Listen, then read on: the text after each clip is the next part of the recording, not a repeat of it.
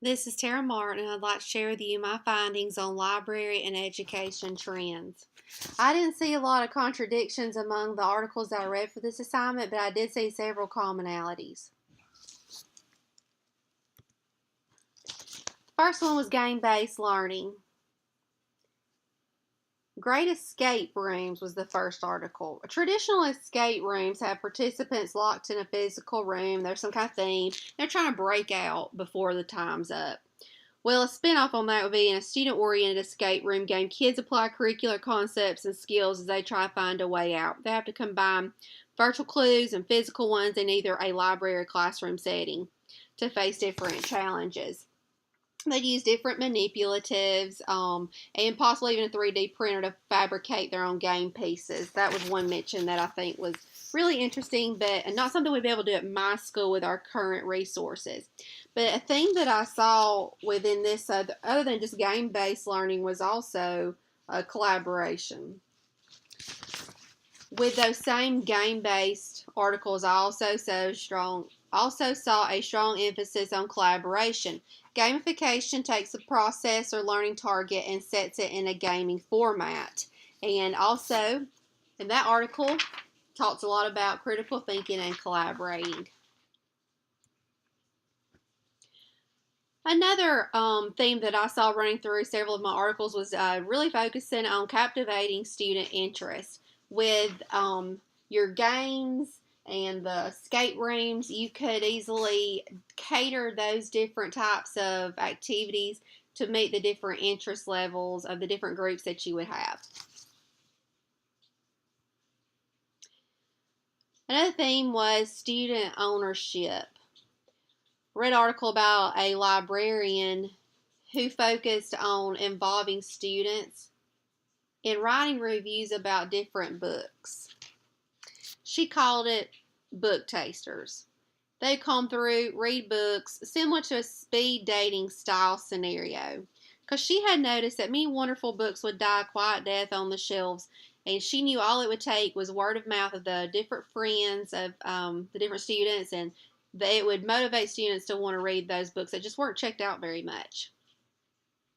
Those students would have an ownership of promoting their special book, and so they were real excited to write different reviews and have different students come in and read what they thought. And the books would be really easy to find in the library because she would post a white sticker on them, like a star or something, to make them very obvious. So if you found something you liked in the notebook of different student reviews, then you could quickly and easily find that.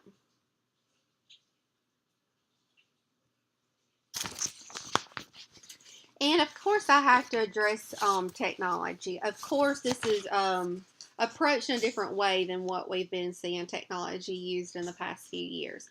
With a strong increase of how much access students have to smartphones and different social media, we have to think about how we utilize technology in the schools in a different way. One of them I found was a hashtag hunt or Twitter-based scavenger hunt the librarian could use to help students practice finding books in the library. They could take pictures of items that they found in the library, post them on Twitter, and use a different hashtag that the librarian had come up with, such as hashtag shelfie, to show off the book they had found on the shelves. That activity would allow teachers to use less lecture and more student interaction. Of course, in that article again, I see collaborating being mentioned again, which we had mentioned earlier. Another new way to incorporate technology into the classroom and library is to use a QR code scavenger hunt, or an eye hunt. It used QR codes strategically placed throughout the library, and students would be moving around the library, learning about its different parts, and that would be more of a fun method.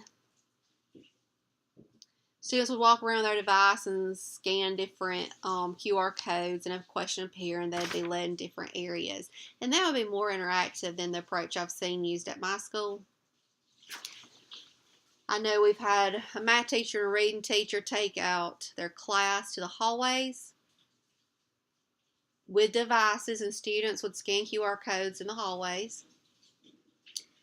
And then have different problems come up that the students could work out. But I think the scavenger hunt approach with the QR codes spread throughout the library would be a little bit different and more innovative way to use that technology.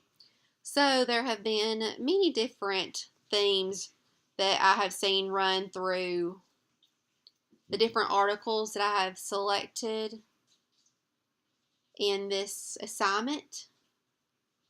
And I am excited about applying those in the classroom and library at my school soon.